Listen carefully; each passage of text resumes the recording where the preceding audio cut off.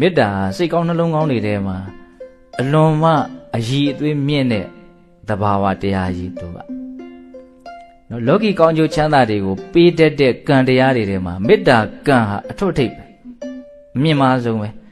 မေတ္တာရဲ့ကောင်းကျိုးချမ်းသာကိုဖြစ်စေနိုင်တဲ့စွမ်းတတ္တိတွေကိုဘုရားကလွဲလို့ဘယ်သူမှအပြည့်စုံမသိနိုင်အဲ့ဒါမြတ်စွာဘုရားကိုယ်တော်နဲ့ဟောထားမေတ္တာနဲ့နော်ဘဝမှာအဆင်ပြေအောင်ဘုန်းဘုန်းတို့နေနိုင်ရမယ်နေတတ်ရမယ်မေတ္တာကိုအားကိုးလို့ရှိရင်ဘဝမှာအဆင်ပြေကျွတ်တော့ဘဝမှာမလွတ်ချင်သေးတာကိုဒါပေမဲ့ကျွတ်တို့ရဲ့ဉာဏ်ကရက်နေမယ်လို့တော့မထင်ဘူး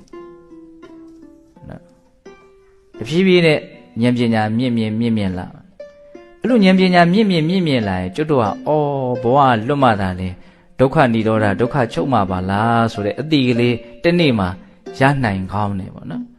အဲ့လိုရလာပြီဆိုလို့ရှိရင်တော့ဘဝကလွတ်မြောက်အောင်ဘုန်းဘုန်းတို့ဘာကိုအားကိုးမလဲအဲ့ဒါဆိုရင်တော့ပညာကိုအားကိုး